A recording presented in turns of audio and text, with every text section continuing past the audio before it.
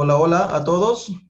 Bienvenidos nuevamente a este espacio académico.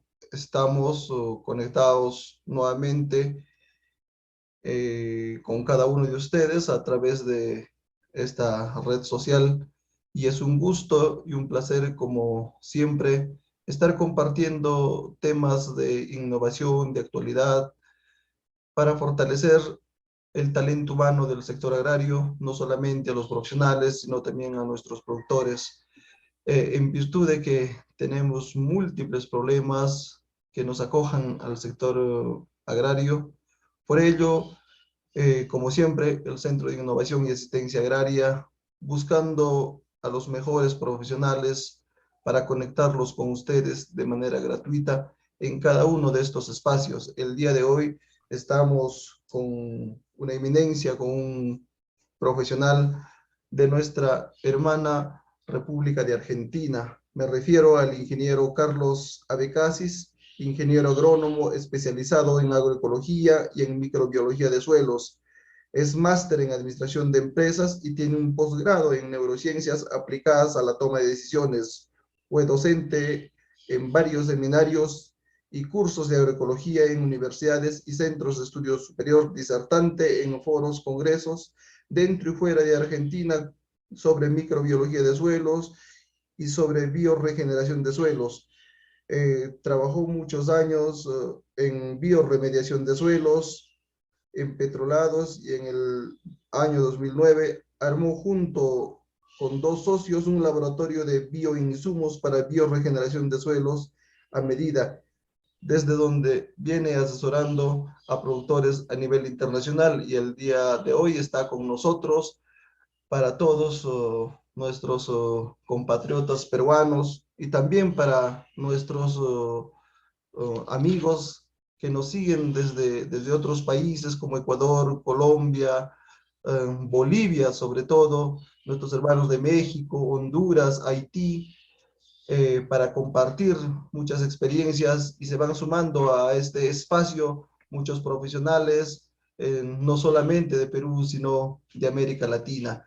Entonces, yo le agradezco infinitamente este espacio al ingeniero Carlos Abecasis por darse tiempo, por darse cita y estar con nosotros. Nuevamente, nuestro profundo agradecimiento a nombre del Centro de Innovación y Asistencia Agraria Campo Verde, también a cada uno de ustedes. Entonces yo voy a dejar ya en el uso de la palabra al ingeniero Carlos, quien nos va a hablar sobre bioregeneración de nuestros suelos degradados y los múltiples problemas que nosotros tenemos. Entonces, bienvenido, ingeniero. Adelante, por favor, lo escuchamos. Bueno, buen día a todos.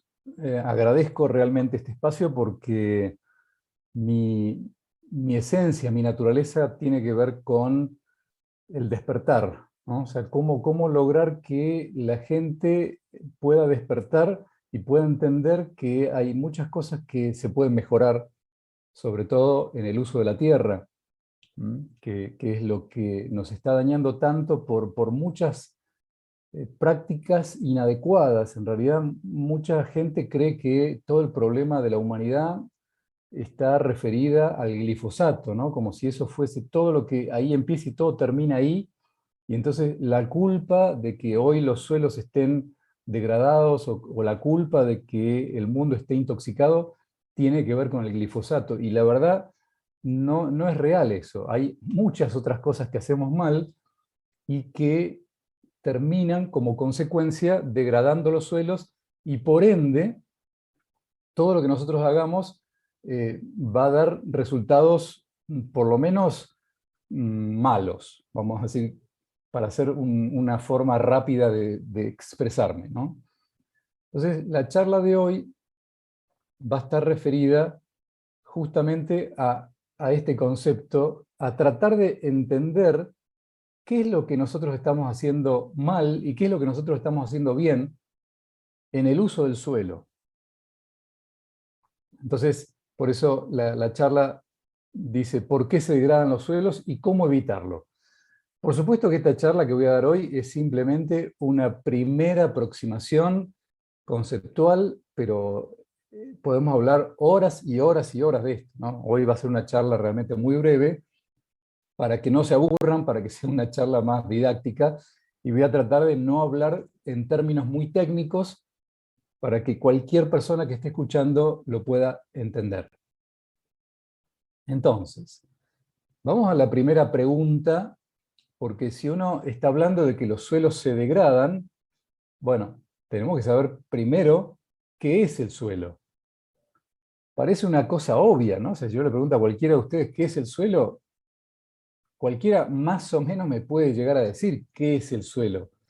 Lo que pasa es que yo voy a tratar de ir a otro nivel más profundo para que se comprenda que el suelo es algo más de lo que nos hicieron creer, porque todo esto tiene mucho que ver con lo que nos hicieron creer. Entonces, a ver, vamos a empezar por el principio, ¿no? ¿Quién mejor que ustedes los peruanos tienen que comprender este concepto de la Pachamama, ¿no? A ver, nosotros en Argentina estamos lejos de este concepto porque los pueblos originarios de aquí han sido desterrados totalmente, eliminados, y lo que queda son extranjeros que han llegado y que realmente no tienen muy claro este concepto de la Pachamama. Ustedes sí. Sin embargo, en algún momento de la humanidad, de la historia de la humanidad, han perdido la memoria. Y mi función en este caso es recordárselos, que la tierra, el suelo, básicamente como concepto casi místico también, no solamente místico, sino real, es la madre tierra. Entonces, si es la madre, y yo la tengo que cuidar, ¿no? Imagínense que si a la mamá de ustedes le pegan todos los días, o le dan para tomar cucharadas de tóxicos, y la verdad que no está bien, ¿no? O sea, no creo que nadie haga eso con su mamá. Entonces, partiendo de esta premisa, vamos a hablar un poquito más ya desde lo más técnico para que se entienda qué significa técnicamente suelo. Para que ustedes tengan una idea, un suelo, siempre pensando para que nosotros podamos sembrar y cosechar, ¿tá? No estoy pensando en un suelo para hacer una casa, sino estoy pensando en un suelo para hacer agricultura. Si uno piensa en un suelo para hacer agricultura, tiene que saber que para que se pueda hacer justamente este tipo de técnicas, nosotros tenemos que lograr que nuestro suelo tenga, si uno midiera, uno agarra un pedazo de suelo y mide qué es lo que hay ahí adentro, bueno, la mitad, cerca del 50% de ese suelo, es aire y agua. La otra mitad es mineral, o sea, arena, arcilla, limo. O sea, solamente la mitad de un suelo es mineral. La otra mitad es agua y aire. Esto sería lo ideal, estamos hablando de lo ideal. Uno tendría que llegar a eso para poder producir de una manera adecuada, saludable, y no tener que estar usando ningún elemento extraño a ese suelo para poder producir. Y hay una pequeña porción, que es esto, que no debe ser más de un 3-4% normalmente, que nosotros la llamamos materia orgánica. O sea que, fíjense, más o menos, la mitad del suelo es mineral y un pedacito de materia orgánica, la otra mitad aire y agua.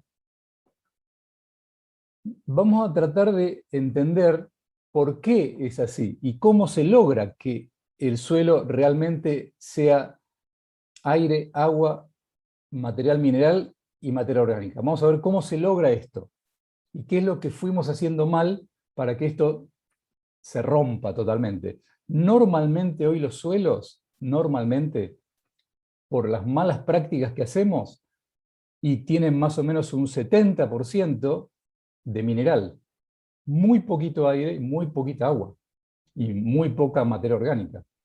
Eso es lo que está pasando hoy. En vez de haber 45% de arena, arcilla y limo, en vez de haber un 45% hay un 70% o más. ¿Esto qué quiere decir? Que los suelos se están compactando, están perdiendo el aire y el agua y la materia orgánica. Entonces, vamos a entrar un poquito a entender qué es la materia orgánica, este pedacito tan pequeñito que tiene el suelo, pero tan importante que es. Fíjense, supongamos que agarramos solo la materia orgánica del suelo. Vamos a imaginar que podemos separar del suelo solo la materia orgánica y la empezamos a estudiar, a ver qué hay ahí adentro. Fíjense, esto es solo materia orgánica. ¿Está? En ese pedacito chiquitito, lo que vamos a ver son sustancias orgánicas de distintos tipos,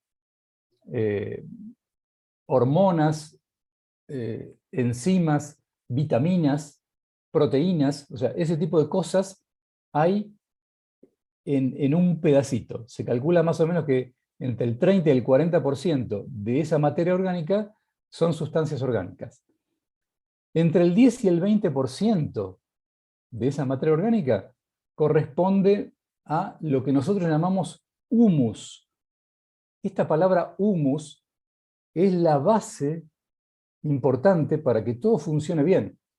Este humus tiene que estar siempre.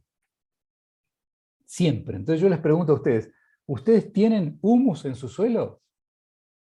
La mayoría no sabe decirme si tiene o no tiene, porque no lo saben medir. Entonces, como no lo saben medir, no tienen ni idea si lo tienen o si no lo tienen. Sin embargo, el humus es muy, pero muy, pero muy importante para que el suelo pueda estar sano y por ende las plantas que pongamos en ese suelo también estén sanos. Y lo otro de tremenda relevancia para que el suelo pueda ser sano y la planta pueda ser sana son los son bichitos chiquititos que no los vemos, o sea, por más que queramos verlo, no se ven a simple vista. Son mucho, pero mucho más pequeños que un insecto, muchísimo más pequeños. Entonces el ojo humano no los llega a ver. Sin embargo, hay millones y millones y millones y millones en todo el planeta. Es más, lo que más hay en el planeta Tierra son microorganismos. Hay 10 veces más cantidad de microorganismos que seres vivos. O sea, que seres animales, insectos, plantas. Hay 10 veces más microorganismos. O sea, imagínense lo que estamos hablando. Es una cantidad enorme. Se calcula más o menos que la mitad de la materia orgánica son microorganismos. Entonces, nosotros, para poder tener plantas sanas, tenemos que tener todo esto dentro de esta materia orgánica. ¿Por qué tenemos que tener todo esto? Porque son los microorganismos, principalmente, los que ayudan a que el suelo tenga aire y tenga agua. O sea, si nosotros no tenemos microorganismos en nuestros suelos, no vamos a tener ni aire ni agua. Todo el suelo va a ser solamente mineral. Solo arena, solo arcilla o limo, nada más. ¿Se entiende la importancia que tiene todo esto? El problema ¿cuál es? Que como no los vemos, no sabemos si están o no están.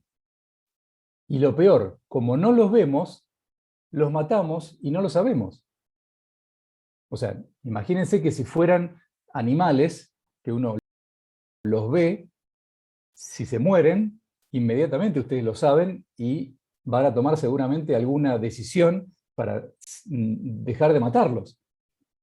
Pero los microorganismos, como no se ven, uno dando muchas herramientas y muchos insumos que los matan. Este es el gran problema hoy el planeta Tierra está en peligro de extinción, porque lo que estamos haciendo es, por un lado, matándolos a estos microorganismos, y por el otro, o sea, no puede haber cualquier tipo de organismo, tiene que haber distintos tipos, y esos tipos tienen que estar en un cierto equilibrio. Pero si nosotros hacemos, bueno, también está mal, aunque gran cantidad también es un equipo de fútbol.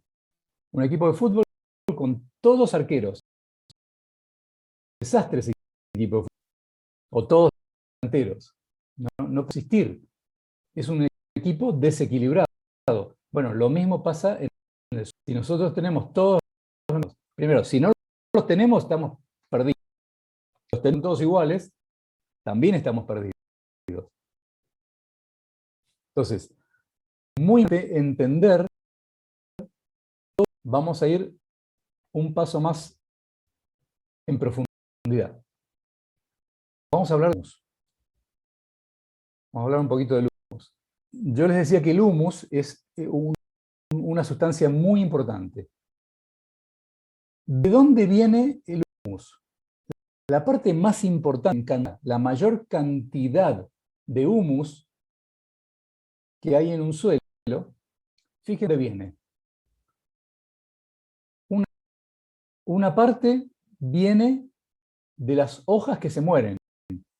Cuando la planta creció, se murió, bueno, esas hojas caen al piso y en ese suelo vienen microorganismos y van degradando y van transformando estas hojas que se murieron, las van transformando en humus.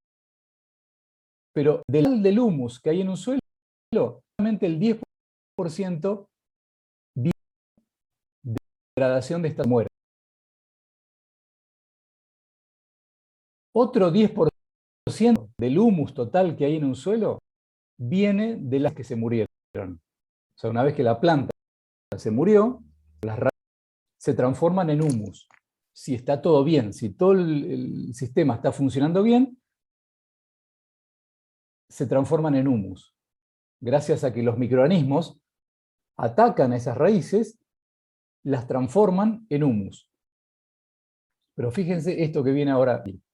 Las raíces no solamente toman agua y nutrientes del suelo, sino que también segregan, o sea, como que sale de las raíces unas sustancias justamente que son humus, ya directamente. Que sale de la planta es humus. Se calcula más o menos que el 50%, o sea, la mitad de todo el humus que hay en un suelo, la mitad de todo el humus que hay en un suelo viene de estas secreciones que tira la planta. Todas las plantas del planeta están todo el tiempo lanzando al suelo humus. Pero más o menos se calcula que la mitad de todo el humus viene de esto. Así que es la importancia que tiene tener un suelo con plantas activas todo el tiempo. Entonces, fíjense que los suelos, salvo los suelos muertos, todos los suelos tienen plantas. O sea, los suelos muertos, plantas. Los suelos vivos tienen plantas. Al año están las plantas ahí. ¿Por qué? Porque las plantas, ¿qué es lo que hacen?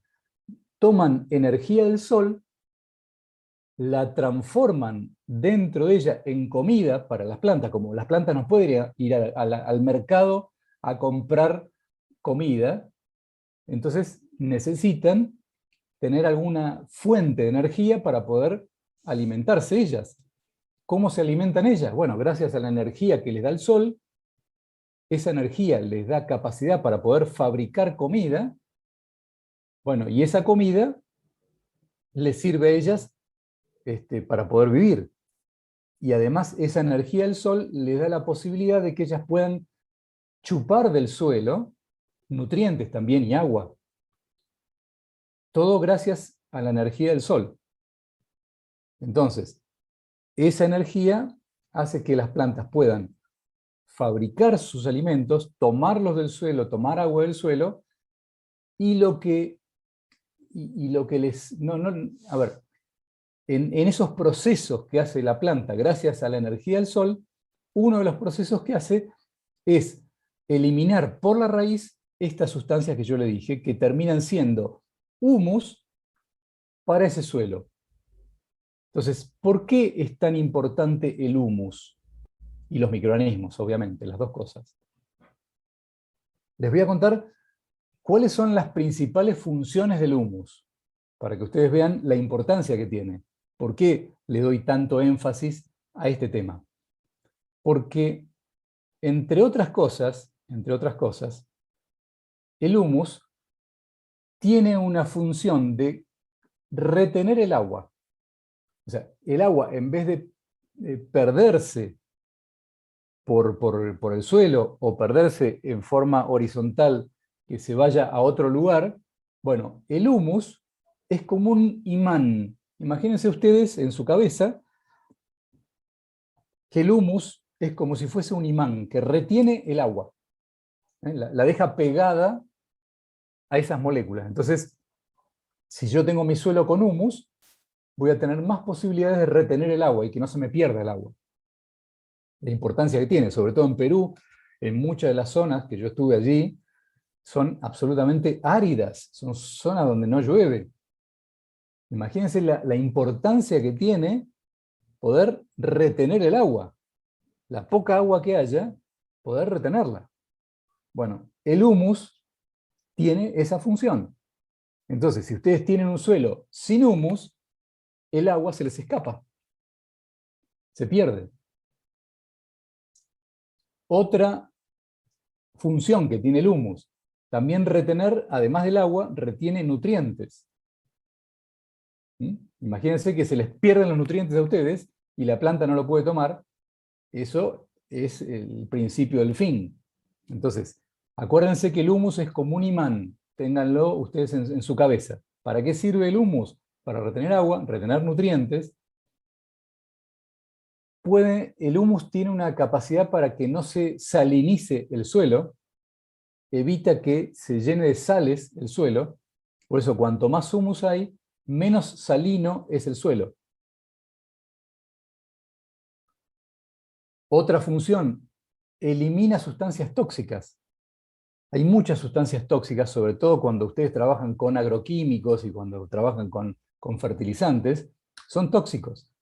Bueno, el humus de alguna manera bloquea esa toxicidad. Fíjense, todo para que sirve el humus. Y lo último que, hay muchas cosas más, pero que me parece importante entender, es que el humus, y esto grábenselo en su cabeza, el humus es la llave para poder construir poros en un suelo. Repito esto porque me parece importantísimo que ustedes lo entiendan. El humus favorece a la formación de poros en el suelo. No son las lombrices las que hacen los poros. No son las maquinarias, el arado, el que hace los poros. Si hacemos nosotros poros con un arado, estamos en problemas, porque lo que estamos haciendo es lo contrario, estamos rompiendo totalmente esos poros que pudieron haber habido en un momento, y entonces con una maquinaria lo rompemos. Está bien, va a haber aire durante un ratito, pero una vez que regaron, una vez que llovió, ese suelo se volvió a compactar. Entonces, los poros de un suelo son construidos por los microorganismos principalmente. Y esos microorganismos necesitan, imagínense como un albañil. ¿Qué hace el albañil? Pone un ladrillo, pone otro ladrillo, y en el medio de los dos ladrillos le pone cemento. Bueno, justamente, para que todo eso se pueda lograr en un suelo, no ladrillos, por supuesto, pero para que todas las partículas del suelo se puedan estructurar, necesita a esos albañiles. ¿Quiénes son los albañiles? Son los que juntan a los ladrillos, los juntan. Imagínense el humus, se los voy a mostrar aquí. Imagínense que estos son los ladrillos del suelo, que son las partículas del suelo, ¿no? Pero imagínense que son los ladrillos. ¿Qué hace este humus, que actúa como un imán? ¿Qué hace el humus? Atrae a las otras partículas y las junta, las va juntando. Es como el albañil que le va juntando los ladrillos. ¿Y qué es lo que hace el albañil? Además de juntarlos, los pega. ¿Cómo los pega? Con cemento. Bueno, este cemento que usan los microorganismos del suelo es un cemento que ellos mismos fabrican. Obviamente, no es cemento de verdad. Es un cemento natural que fabrican determinados microorganismos. Hay algunos microorganismos que hacen esa función de fabricar cemento. ¿Para qué? Para pegar las partículas del suelo y dejar un poro. ¿Por qué? ¿Por qué dejan un poro? O sea, ¿cuál es la función del poro? ¿Para qué le sirve al suelo y por ende a la planta de que haya poros? Bueno, es muy simple, porque si no hay poros, no hay forma de guardar ni agua ni oxígeno en el suelo. El oxígeno se necesita para todas las plantas, porque necesitan aire, necesitan oxígeno, necesitan agua. Entonces, el poro también es un lugar donde se puede guardar el agua. Es un lugar físico donde se puede guardar el agua. ¿Y qué otra cosa hay en un poro importantísima y que nadie lo tiene en cuenta? Nitrógeno. Ustedes todo el tiempo seguramente estarán usando fertilizantes a base de nitrógeno, como la urea, por ejemplo. Digo, la urea es uno de los tantos fertilizantes nitrogenados que hay. Bueno, sin embargo, si yo les dijera que en el suelo hay nitrógeno gratis, ¿para qué van a usar nitrógeno de afuera? Si el suelo lo tiene.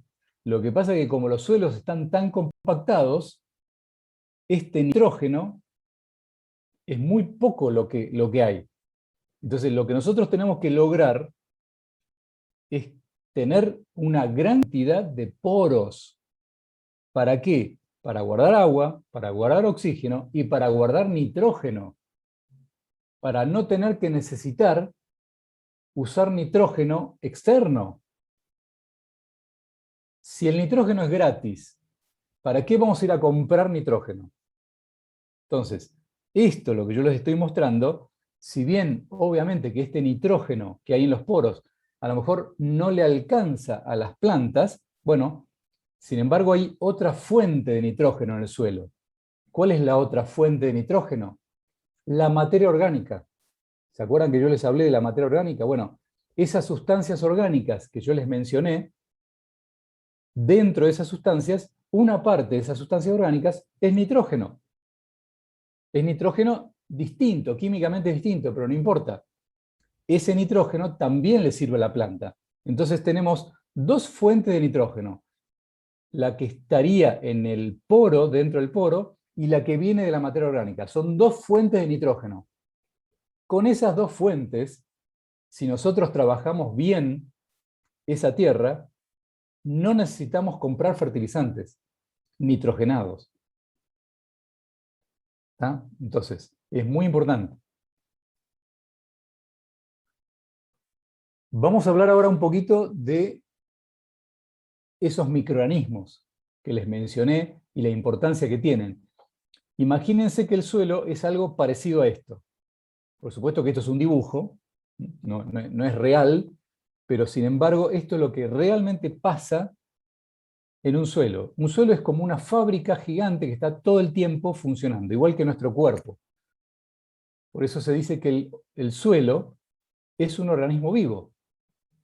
Por eso le decimos Pachamama. Porque literalmente es un organismo vivo. Entonces, ¿cómo funciona? Si ustedes vieran su cuerpo funcionar todo el tiempo, se quedarían asombrados. La cantidad de cosas, mientras que ustedes están durmiendo, el cuerpo sigue funcionando, sin parar. está todo el tiempo esto, está transformando cosas, está mejorando, está absorbiendo, está eliminando. Bueno, todo lo que, como si fuera una fábrica, esto es el suelo. Así funciona. Y todos estos serían los microorganismos que están trabajando para que esas plantas puedan comer. O sea que las plantas y el suelo son un mismo sistema. Las plantas pueden alimentarse gracias a que el suelo se lo da. No es que la planta lo toma de manera mágica, sino que el suelo está todo el tiempo fabricando nutrientes, poniéndoselos disponibles a la planta para que la planta la pueda tomar. Lo que pasa es que para que esto suceda, tiene que haber esos microorganismos, tiene que haber ese humus. Si no existe eso, no hay forma de que la planta lo pueda tomar. Por más que los nutrientes estén en el suelo, la planta no lo va a poder tomar. ¿Por qué? Porque están dispuestos de una manera en que la planta no lo puede captar. La planta solamente puede tomar los nutrientes y el agua de una manera química única, especial. ¿Y quién hace esa manera única, química, especial? Los microorganismos. Ellos son los que fabrican los nutrientes de la manera que la planta lo pueda tomar. Entonces, si yo les pregunto a ustedes, ¿el suelo de ustedes tiene microorganismos? ¿Cuántos tiene? ¿Cuáles son los que tiene? ¿Cuáles no tiene? No lo saben.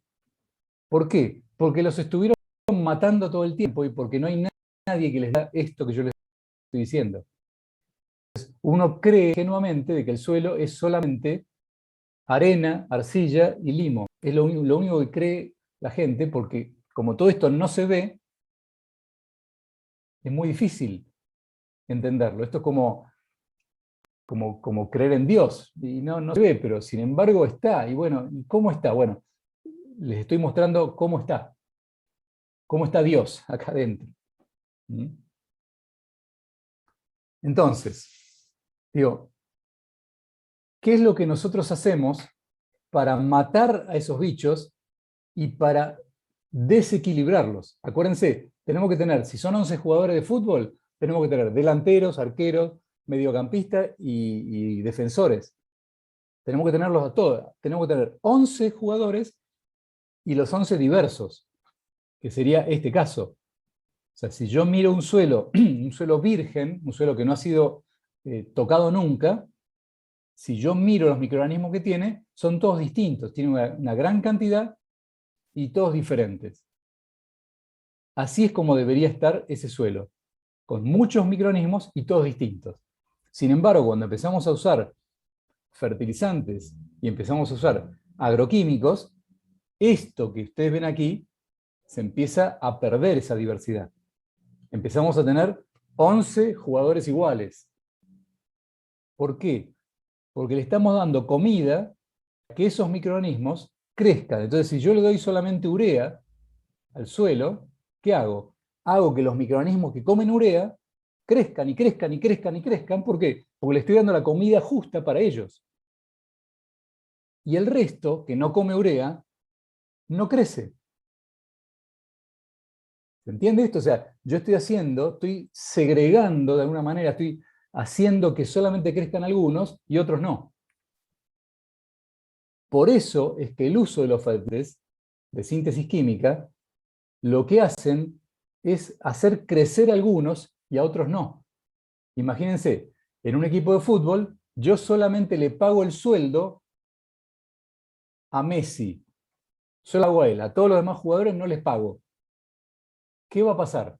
Y que Messi va a crecer y va a crecer y va a crecer, y todos los demás no van a querer jugar más. Hasta un punto en que Messi no va a poder jugar solo.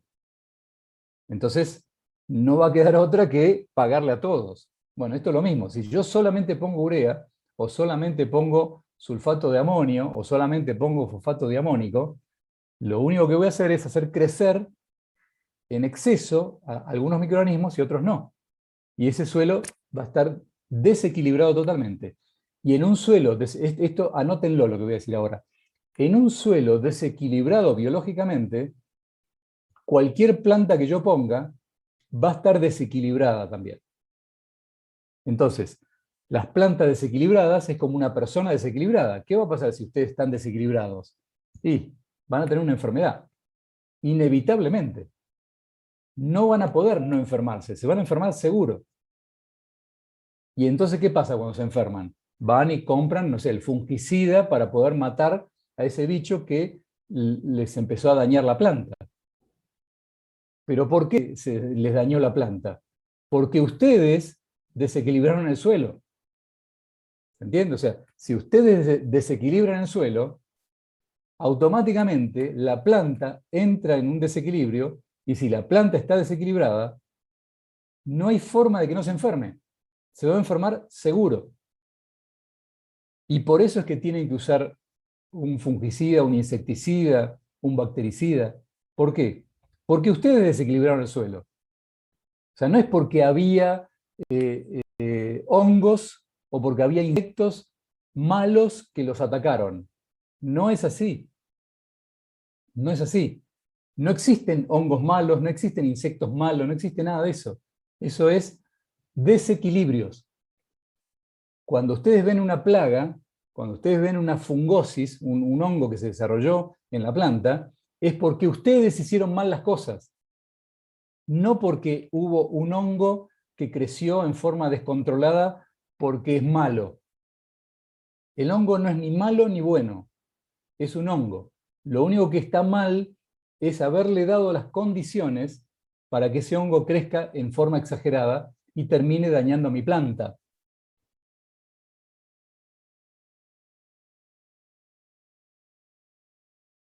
Entonces, vamos a hablar de qué otra manera hacemos mal las cosas. Porque si uno no entiende qué está haciendo mal, lo va a seguir repitiendo eternamente. Entonces, los fertilizantes de síntesis química, como acabo de mencionar, son problemáticos. ¿Qué otra cosa tan problemática para el sistema? Los fitosanitarios, hay muchas formas de llamarlos. Agroquímicos, fitosanitarios, pesticidas, biocidas, hay muchas formas de mencionar esto.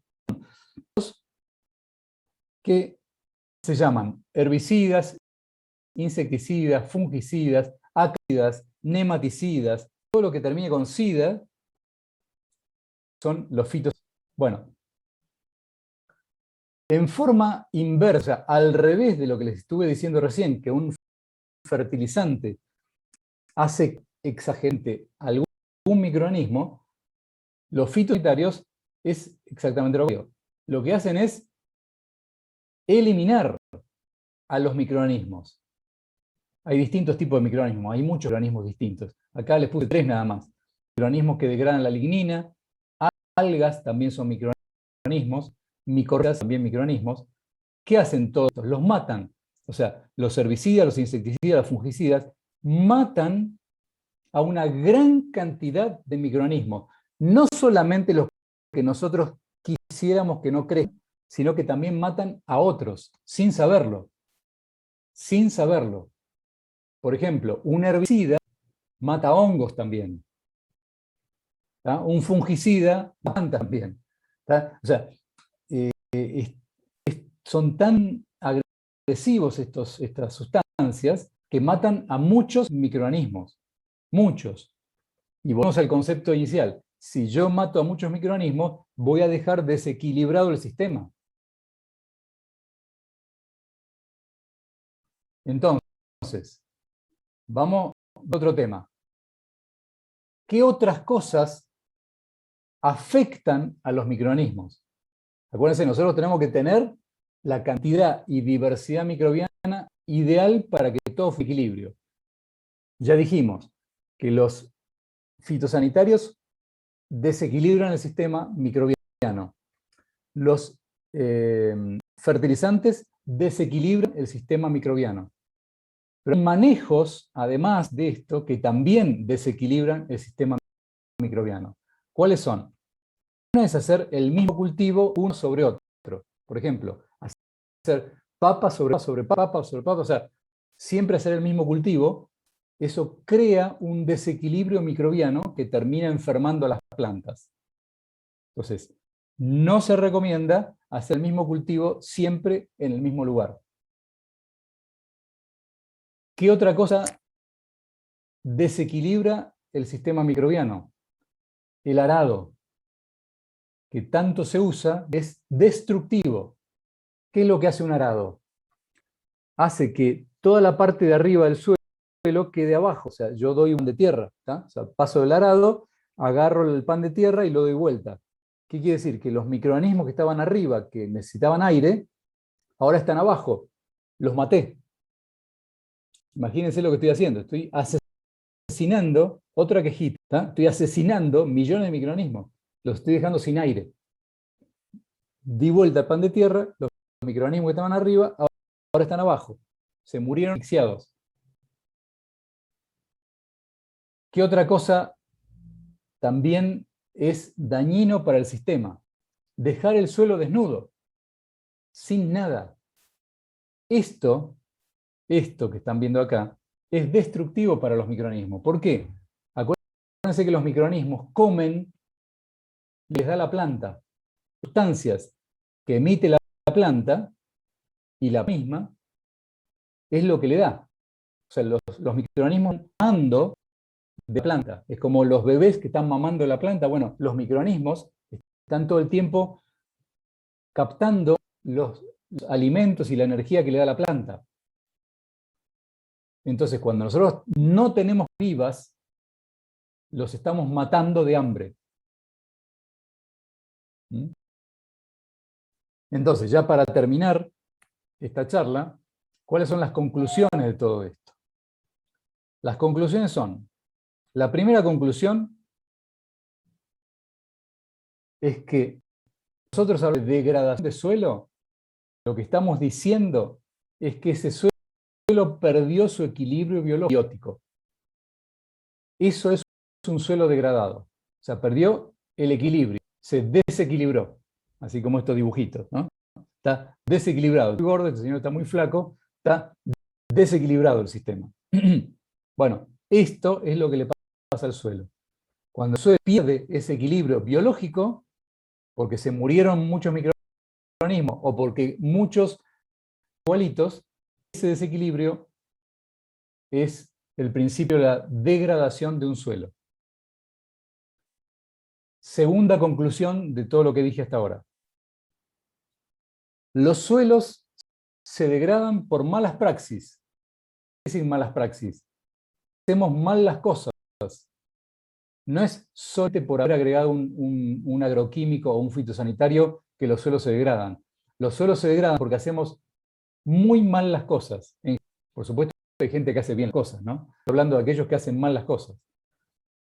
Como les dije antes, el arado es una mala praxis.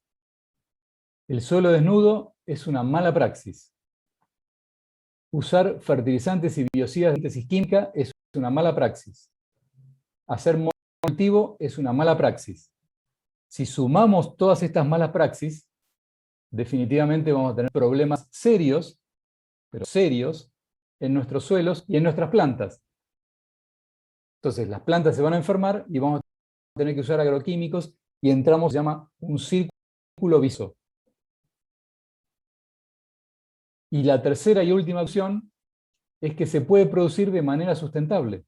O sea, esta es la buena noticia de todo esto. ¿Podemos producir de otra manera? Sí, claramente que sí. Es más, debemos producir de otra manera. ¿Cuáles son las buenas prácticas? Bueno, empezar a reemplazar los fertilizantes y fitosanitarios por bioinsumos. ¿Qué son los bioinsumos? Son productos derivados de la biología.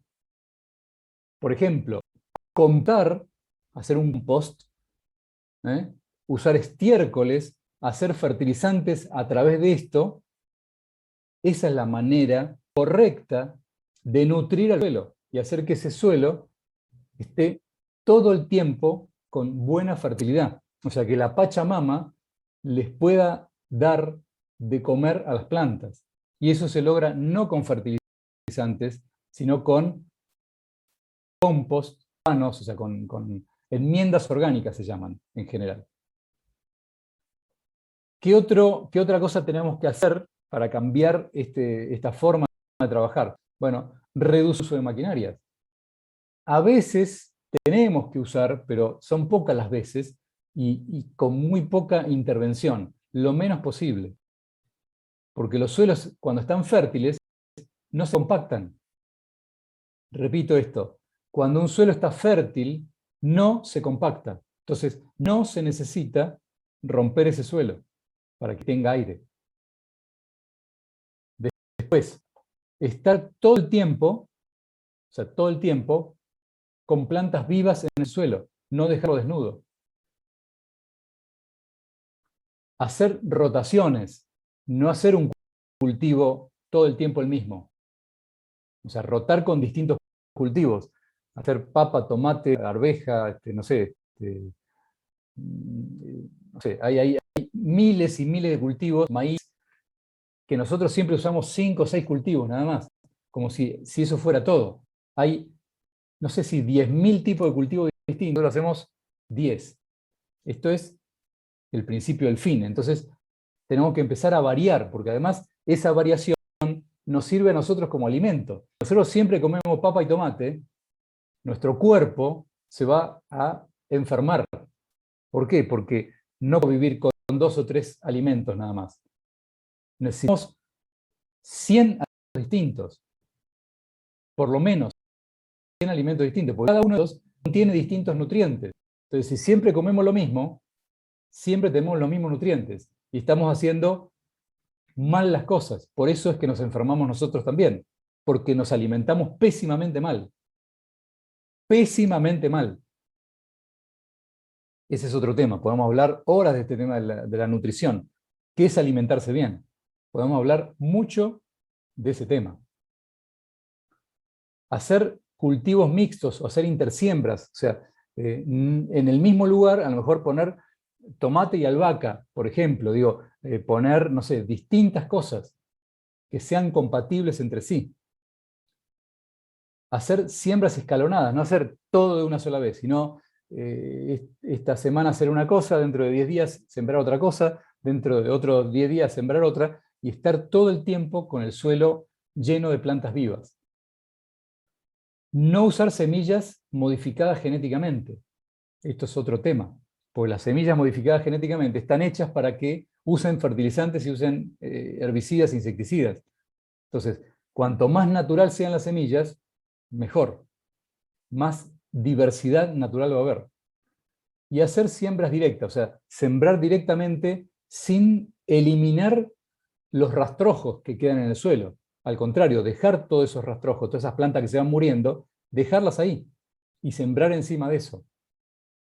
Hay muchas técnicas, no me voy a poner ahora a hablarlas porque son muchas, para poder trabajar bien la tierra y hacer que esa Pachamama siga viva y sana, las dos cosas, porque yo puedo estar vivo y enfermo. Entonces, el suelo, como Pachamama, tiene que estar vivo y ambas cosas. Así que bueno, aquí terminamos porque creo que es suficiente. Así que bueno, yo agradezco y estoy en condiciones de responder todas las preguntas que ustedes quieran. Muchas gracias, ingeniero, por esta disertación. Le agradecemos profundamente una vez más. Una primera pregunta que nos hacen llegar, ingeniero, por ejemplo, si estamos criando lombrices, ¿podríamos soltar los lombrices directamente en la chacra, en el huerto? ¿O siempre que esto sea un área pequeña o es necesario hacer lombricultura e incorporar poco a poco a la chacra? ¿Cuál sería lo mejor? Es una muy buena pregunta esta, porque hay muchos mitos respecto del tema de las lombrices, ¿no?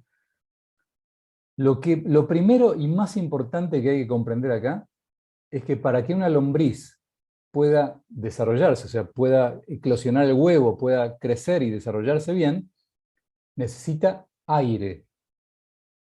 Repito, para que una lombriz pueda vivir, necesita aire, o sea, previamente necesita aire.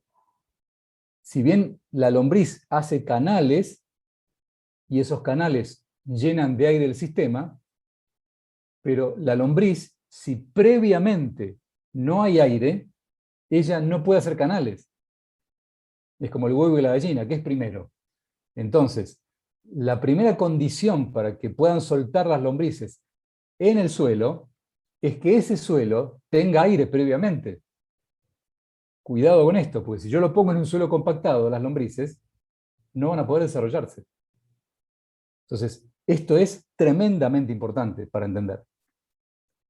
Así que sí, si yo tengo aire en mi suelo, perfectamente puedo meter las lombrices en el suelo directamente.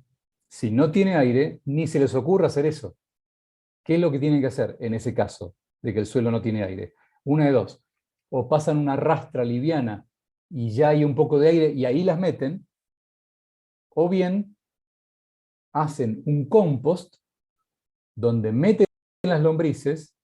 Obviamente para hacer compost necesitan estar mezclando todo el tiempo, dando vuelta y llenándola de aire, justamente para que estas lombrices puedan hacer su función. ¿Cuál es la función de las lombrices? Las lombrices comen tierra y defecan materia orgánica, defecan humus.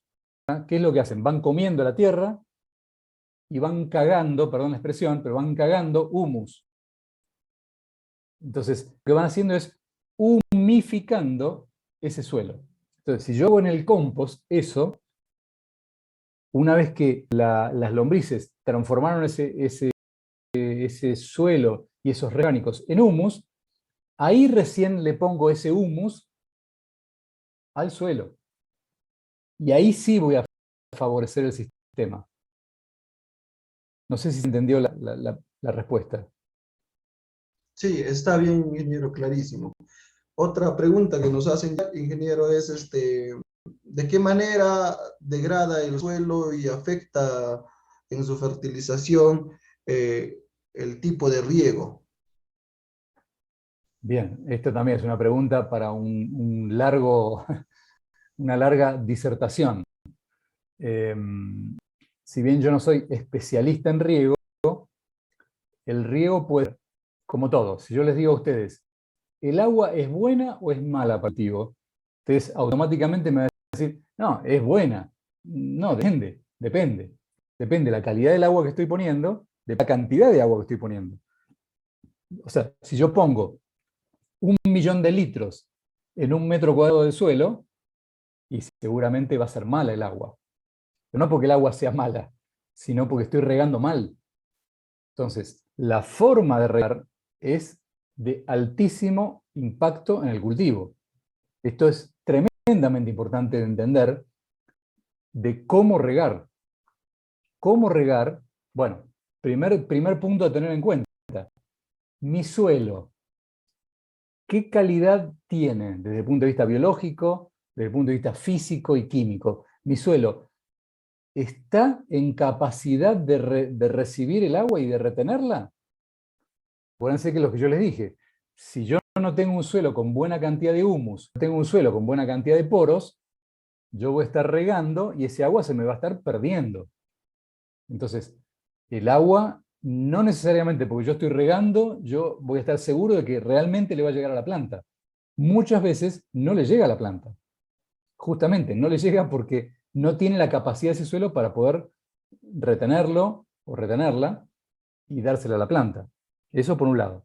Ahora, yo puedo, en esos casos en que tengo malos suelos, excederme en la cantidad de agua sin saberlo, y lo que yo estoy haciendo es haciendo que por escorrentía se me va yendo hacia la parte más baja el agua.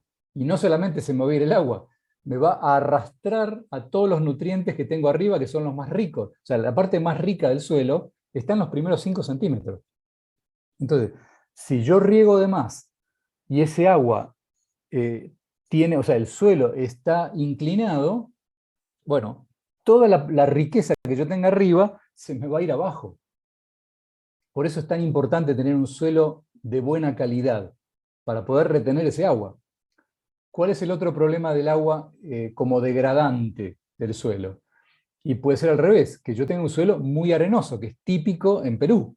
Por lo menos en las zonas donde yo estuve, hay suelo en la zona oeste, donde está más cerca del mar, eh, tienen suelos absolutamente arenosos. Es el desierto prácticamente. Bueno, en esos suelos, si yo riego mucho o riego con mucha cantidad de golpe, bueno, la gran cantidad se me va a percolar, o sea, se me va a perder a la napa y va a arrastrar a los nutrientes también. Entonces, ¿qué es lo que yo tengo que hacer? Tengo que mejorar ese suelo desde el punto de vista biológico y orgánico antes de empezar a regar. ¿Por qué? Porque si no voy a perder y voy a degradar, voy a lixiviar todos esos nutrientes, los voy a perder esos nutrientes, ya sea o por escorrentía hacia abajo o por hacia la napa. Entonces, más les vale que antes de hacer riego construyan un buen suelo. ¿Y cómo se construye? Con todo esto que les acabo de mencionar. Todo esto, este tipo de tareas, de manejos, ayudan a que el suelo se empiece a estructurar y se empiece a llenar de vida. No sé si contestó la pregunta. Perfecto, ingeniero. Una última pregunta, ingeniero, dice. eh, las plantaciones forestales, ¿en qué medida afectan a la degradación de suelos y la competencia de cultivos? En este caso, del eucalipto, el pino, el ciprés, por ejemplo, que se siembran a las orillas de los predios o parcelas. Ujú. Bueno, en ese caso, primer dato importante. Si son, a ver, cuando uno decide sembrar o plantar o trasplantar una planta en un lugar, lo primero que tiene que saber es que tiene que poner lo que se llaman ecotipos ideales para ese lugar. O sea, si yo traigo un pino que es de la Antártida, yo voy a decir cualquier cosa, ¿no? Yo traigo un pino de la Antártida y lo pongo en una zona tropical y le va a costar adaptarse y seguramente va a generar algún disturbio en el sistema porque estoy poniendo algo que no es lo ideal para ese lugar. Porque o sea, tiene requerimientos muy distintos y entonces puede generar disturbios en el sistema, o al revés, se adaptó tan bien que creció en forma descontrolada y empezó a eliminar a las plantas que yo tenía. ¿Por qué? Porque las plantas que yo tenía a lo mejor no tenían una adaptación tan buena y esto se adaptó tan fuerte que al final terminó matando o asfixiando a todo el resto. Entonces, ten mucho cuidado en qué es lo que uno pone, sea forestal o no sea forestal. ¿Tá? Pero bueno, en el caso tuyo que me estás preguntando por algo forestal, el concepto es lo mismo. Entonces, primer punto, buscar las plantas que sean más adaptadas a esa zona, aunque no sean las que yo tengo en mi cabeza. ¿Tá? O sea, no hay que ser caprichoso. No hay que ser caprichoso. Yo digo, traigo un esquimal y yo quiero que se adapte a Perú. Probablemente no se adapte, probablemente se muera, o si se adapta, eh, empieza a crecer de una manera extraña. Entonces, bueno, primer dato. Segundo dato. También hay que tener mucho cuidado con la distancia a la cual yo voy a poner esa cortina forestal.